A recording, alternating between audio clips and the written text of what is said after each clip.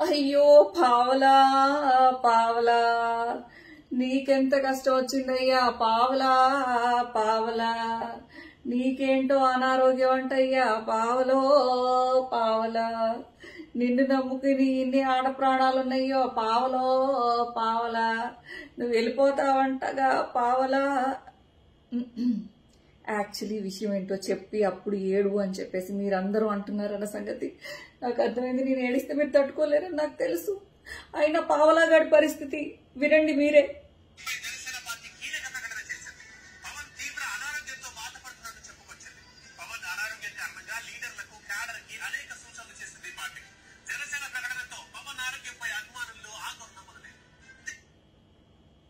ఇది విషయం.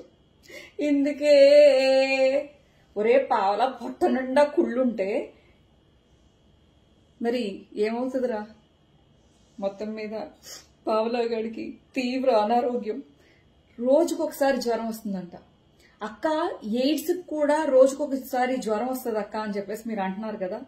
కానీ అందరికీ ఆ డౌట్ ఉన్నా కానీ పాపం అలా అనకూడదు. ఒక పార్టీ అధినేత పిఠాపురానికి పిట్టల ద్వారా ఆయన అలా అనకూడదు. మనం ఆయనకి కేవలం జ్వరం ఎందు మూలంగా వస్తుందంటే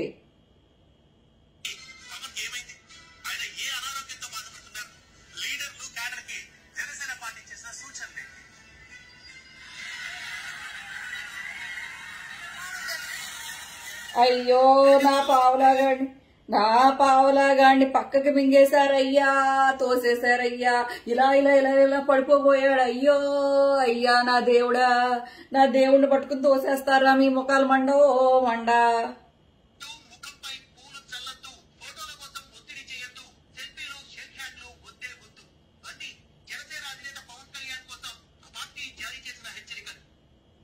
గజమాల్లో వేయకూడదంట, షేక్ హ్యాండ్లు ఇవ్వకూడదంట, సెల్ఫీలు తీసుకోకూడదంట, పిసక్కూడదంట. మనోడు ఇంత సెన్సిటివ్ అయితే ఇంకెందుకు నువ్వు ఒక పార్టీని ఎందుకు నడిపించుకుంటావు? ఒక జనాలు ముట్టుకోకూడదంటావు, జనాలు షేక్ హ్యాండ్స్ ఇవ్వకూడదంట, అసలు సెల్ఫీలు తీసుకోకూడదంట. మరి ఈ లెక్కల్లో అసలు జగన్మోహన్ రెడ్డి గారు ఇంకెన్ని రెస్ట్రిక్షన్స్ పెట్టాలి? ఇదేంటి ఒక ఎమ్మెల్యే స్టేజ్కి నీకే ఇంత సీన్ ఉంటే అసలు జగన్మోహన్ రెడ్డి గారు ఎన్ని రెస్ట్రిక్షన్స్ పెట్టాలి? నెక్స్ట్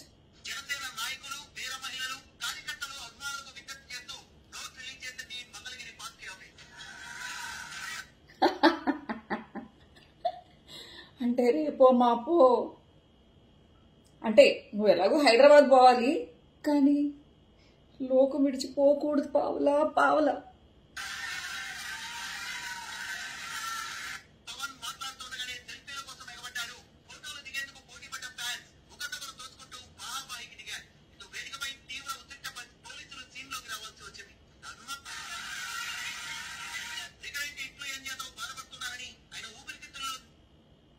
ఇప్పుడు వినండి, పవన్ కి రికరెంట్ ఇన్ఫ్లుయెన్జా అని చెప్పేసి ఏదో కొత్త జబ్బు దాపురించింది మనోడికి.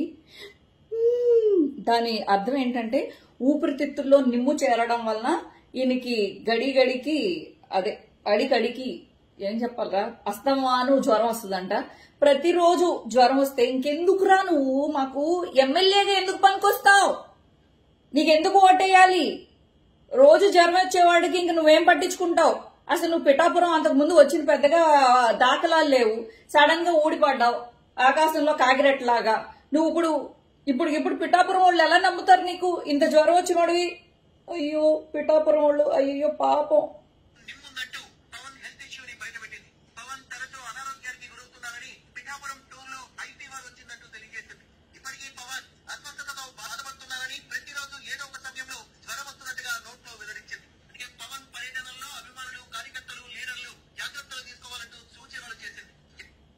ఇదమ్మా విషయం.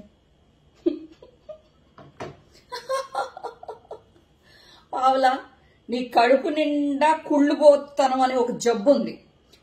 జగనన్నను చూసి ఓర్వలేని ఒక ఏమంటారు ఒక గ్రడ్జ్, ఆయన మీద గ్రడ్జ్ ఉంది, ఆయన మీద ఇదేంటి చూసి ఓర్వలేని తనం, ఆయన బాగుపడిపోతున్నారు అని చెప్పేసి ఉక్రోషం, కోపం.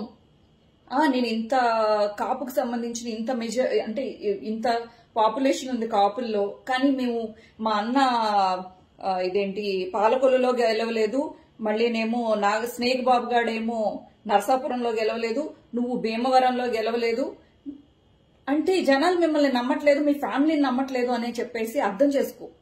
నువ్వు ఏదో ఇదేంటి రోడ్ల మీదకి వచ్చి స్కూటర్ల మీద కూర్చుని పిచ్చి పిచ్చి ఇదేంటి రౌడీ యాషాలు వేస్తే జనాలు ఓట్లు వేసేస్తారని చెప్పేసి తింగరాశాలు వేసుకుంటే పెద్దగా వర్కౌట్ అవ్వదు పావలా. అది అర్థం చేసుకో మరి. ఇంకా విషయం ఏంటంటే ఈరోజు పవన్ కళ్యాణ్కి సంబంధించిన కొన్ని కుక్కలు బయటకు వచ్చి ఏం మాట్లాడతాయి, పోతిన మహేష్ నువ్వు స్క్రిప్ట్ మహేష్ అయిపోయావు, వైఎస్ఆర్సీపీ మాట్లాడేస్తుంది అని చెప్పేసి మాట్లాడుతున్నారు. అసలు నీకంటూ ఒక స్థానం ఇచ్చిందా? నీకు ఒక ఎమ్మెల్యే టికెట్ దొరికిందారా? పెచ్చనా కొడక లేదు కదా, నిన్నేం ఎంకరేజ్ చేయలేదు కదా. పావలావాడు ఇదేంటి బీజేపీ వాళ్ళని కాంగ్రెస్ వాళ్ళని దింపి వాళ్ళకే కదా టికెట్లు ఇచ్చుకున్నారు. నీకెందుకు ఇంకా ఓవర్ యాక్షన్ చేస్తావు? అసలు వాళ్ళ కాపులే అతను నమ్మట్లేదు, అతని జనసేన పిల్లలే అతను విడిచిపెట్టి వెళ్ళిపోయారు, వాళ్ళ అన్నకే దిక్కు లేదు, నీకెందుకురా? పోతిన మహేష్ మాట్లాడిన దాంట్లో ఏం తప్పుంది అని అంటున్నా. కొత్తగా 2 నెలల క్రితం ఆస్తులు కొన్నాడు, ఎక్కడి నుంచి వచ్చినాయి?